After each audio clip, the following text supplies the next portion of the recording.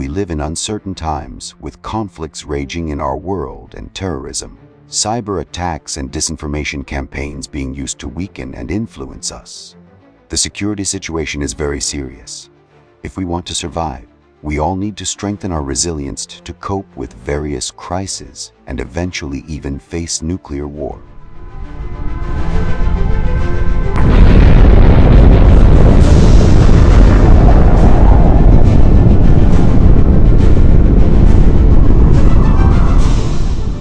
According to the Federation of American Scientists, Russia has 4 380 usable nuclear warheads and another 1 700s in a state of war readiness. This number is similar to the total by NATO members.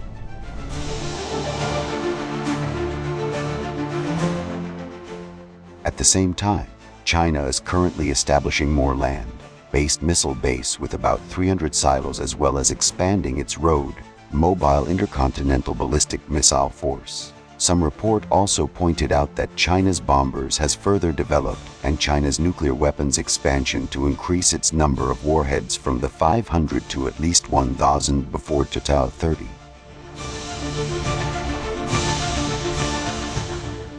In North Korea, most of the new nuclear warheads are aimed at attacking the United States mainland. Together with China, Russia help. They are also developing low-yield nuclear warheads to threaten the US troops stationed in Japan and South Korea in nearby with European allies. Although China declares no first use, which means Xi Jinping will not use nuclear weapons to attack his enemies first, the Chinese government is building as many as 1 in 10 missile silos in Hamian Yumen, Xinji. This intensive deployment does not inconsistent with its declared defensive stance. Because these densely silos are difficult to survive in the face of our first wave of nuclear counterattacks. This means that China may be inclined to launch nuclear weapons in advance to ensure its counterattack capability when facing the threat of attack. The Chinese rocket force had launched a Dongfeng 41 ICBM into the Pacific Ocean in September 2024. The Dongfeng 41 has a range of 15,000 kilometers. It can launch from China to reach all of Europe or North America. It uses solid fuel and has the ability to carry multiple independently targeted warheads, AMIR-Va. The missiles are installed in the launch tube and can be maneuvered by road or rail. It is difficult for the United States to lock on and attack first.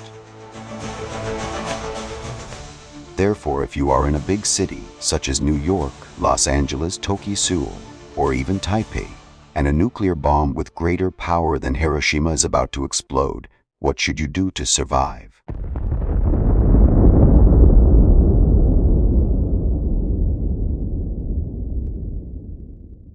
First, please stay calm.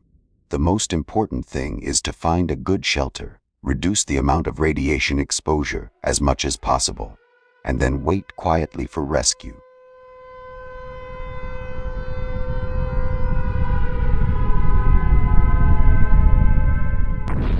A good shelter should be made of bricks or cement.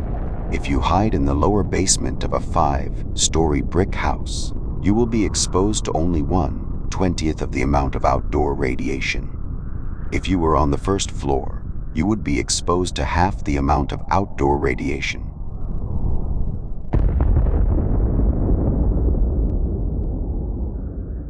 Based on the Hiroshima and Nagasaki, 99% of people within 500 meters from the zero of the explosion will die, and 90% of people within 500 meters to 1,000 meters will die. Although the mortality rate is higher the closer you are to the site of the bomb, there are exceptions. Izo Namura, he was in the basement 170 meters away.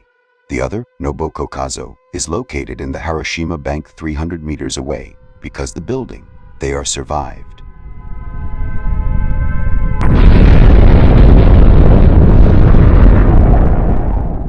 When a nuclear attack warning is issued, residents in affected areas have only 12 to 20 minutes to react. Here's what to do depending on your shelter options. If you are near or inside a solid shelter, stay there. Do not leave until authorities or rescue teams direct you to safer locations.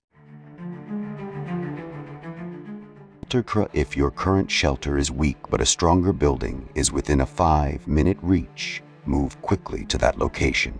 What if solid buildings are 15 minutes away? Your best course of action is to remain in your current shelter. 30 minutes after impact, radiation levels drop slightly within the first half hour. Use this window to seek a sturdier shelter if one is accessible. After a nuclear explosion, a dark, heavy rain known as black rain can fall.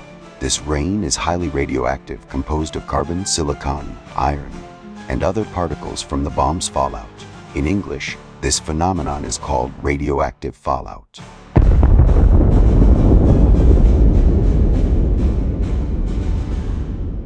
When a nuclear bomb detonates, it creates a mushroom cloud, type of artificial cumulonimbus cloud. Moon-like natural clouds which take about an hour to form rain. These clouds reach altitudes of 15,000 meters within just 10 minutes. The resulting rain is intense, averaging 120 miles, and carries dangerous radioactive materials.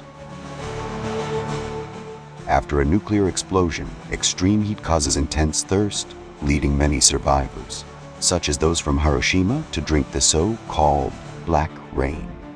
Unfortunately, this rain is heavily contaminated with radioactive particles. Direct contact or ingestion can cause severe secondary radiation exposure.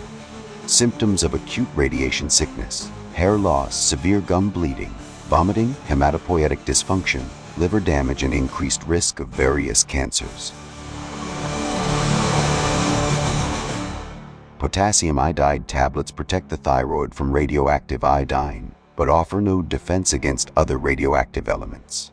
Therefore, avoid consuming contaminated food or water and seek shelter immediately.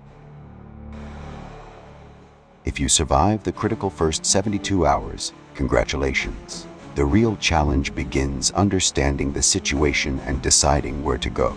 In the aftermath of a nuclear attack, societal collapse is likely, and traditional communication networks will be disabled due to electromagnetic pulses, EMPs.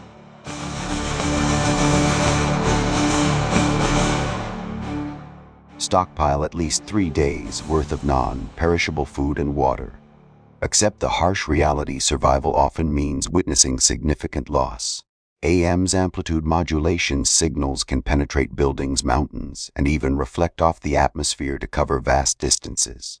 The US and China mandate that new vehicles include AM radios, recognizing their reliability in emergencies.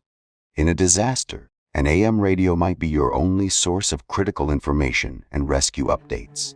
Ensure you have a battery-operated AM radio in your emergency kit. Stay informed, stay prepared, and prioritize your safety.